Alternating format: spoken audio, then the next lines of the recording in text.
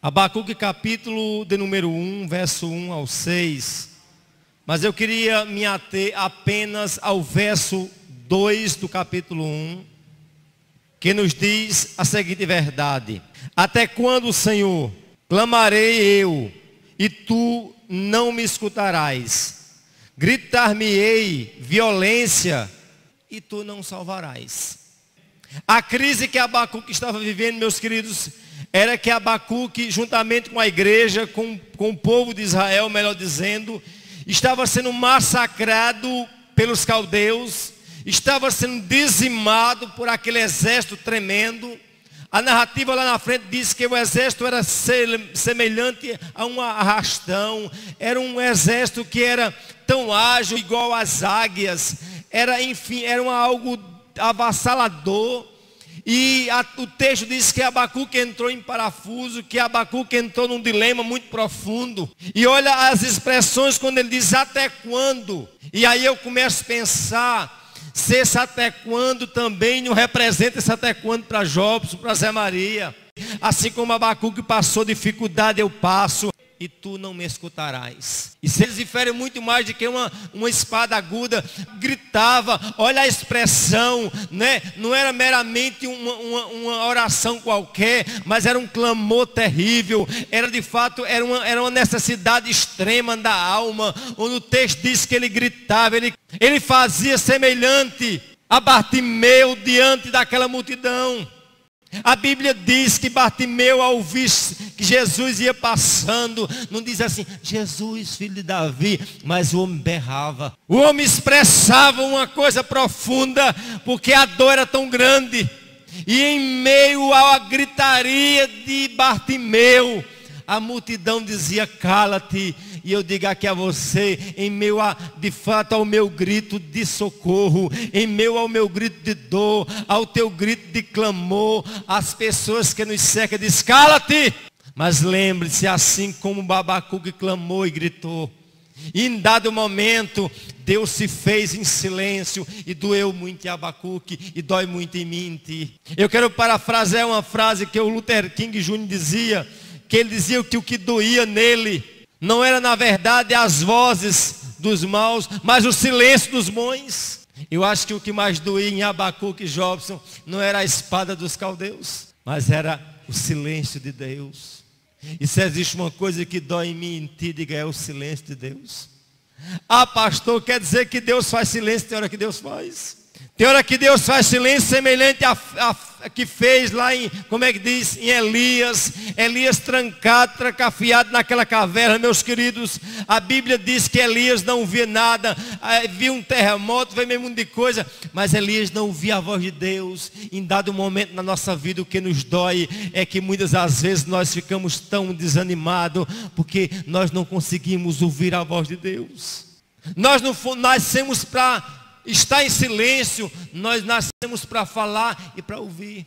E muitas vezes o que a gente quer é que alguém diga algo que nos dê força para prosseguir. Levanta-te e anda. Mas eu quero dizer uma boa notícia para você. Em dado momento o silêncio de Deus é grande, mas tão grande é o silêncio, maior é a misericórdia dele.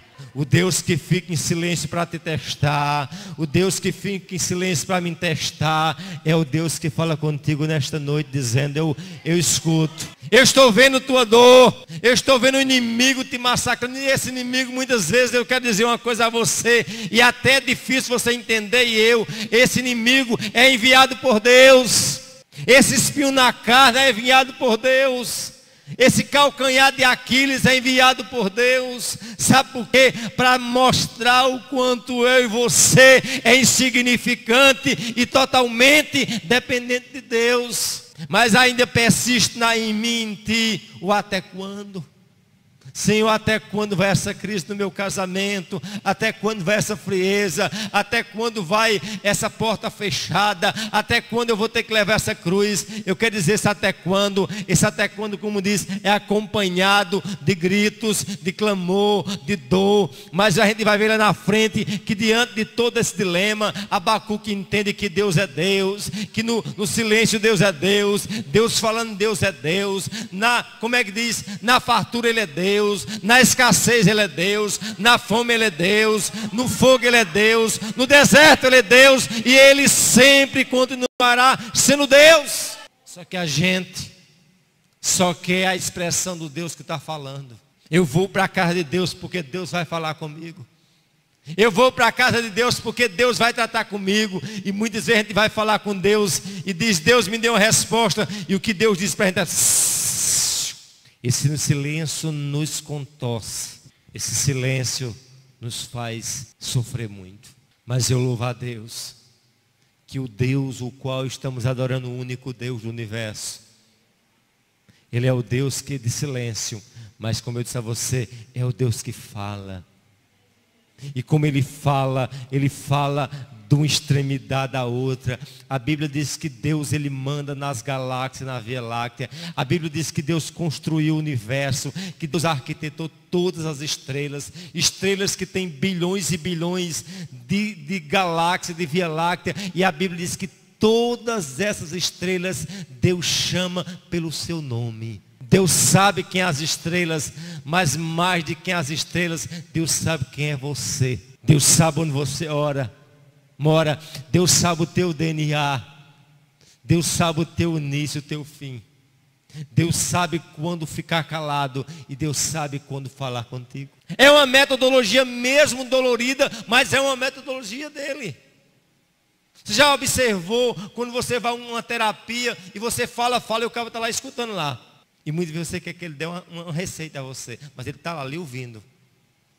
E no tempo certo, ele não traz a receita. Ele faz você se encontrar diante dos seus próprios dilemas. Eu quero dizer aqui a você, Deus está te moldando nesse silêncio. Deus está trabalhando em mim nesse silêncio. Deus está trabalhando nessas vidas em silêncio. Só que esse silêncio, como eu disse, ela quebra os nossos ossos. Esse silêncio, ele quebra o nosso ego. Esse silêncio, ele agrava a dor da nossa alma. Mas eu quero dizer uma coisa a você: esse silêncio não é para te matar. Esse silêncio é para você fazer uma pessoa forte. O silêncio de Elias não foi para matar Elias na caverna, mas para preparar Elias para uma obra.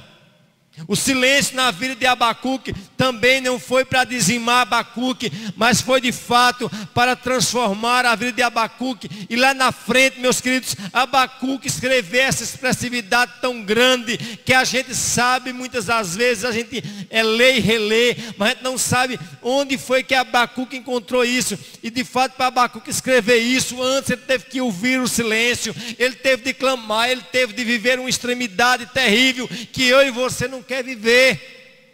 Mas a gente quer viver o outro lado da página de Abacuque. Mas antes de você ver de fato o lado de Deus, ele dizendo que Deus é Deus em toda e em qualquer situação, antes ele aprendeu a viver no silêncio. E aí eu digo uma coisa aqui a vocês: no meio desse silêncio, em dado momento só cabe você e Deus.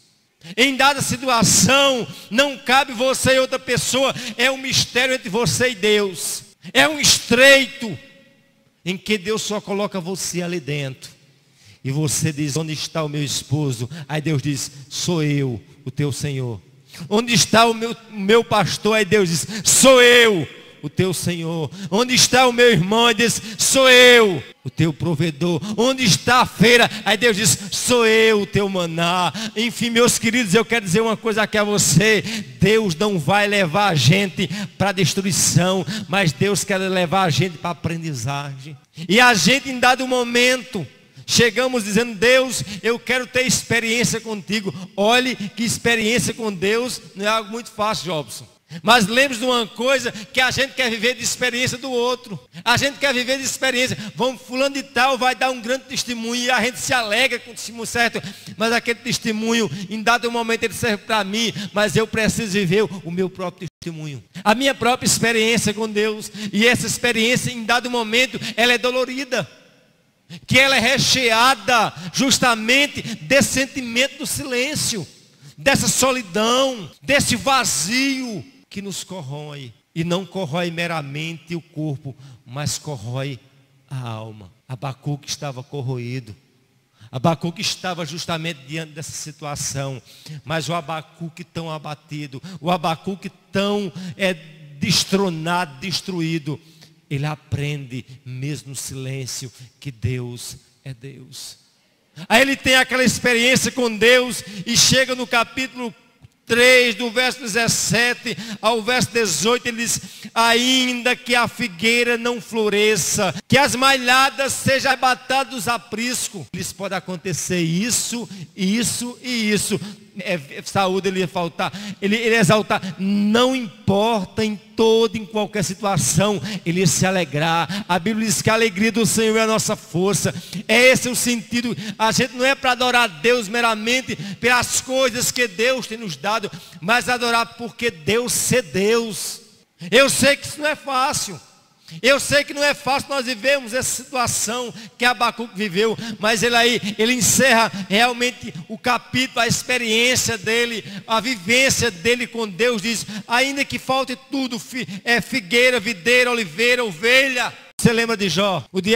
Deus pergunta ao diabo, de onde tu vem? Eu venho de rodear a terra e passear sobre ela. Visto o meu servo Jó, vi. Vê como ele é íntegro, fiel, vi. Mas por quê? Ele é íntegro, o diabo questiona. As filhas mais belas é filho de Jó. O homem mais rico da região é Jó. O homem tem saúde, o homem tem família, o homem tem tudo.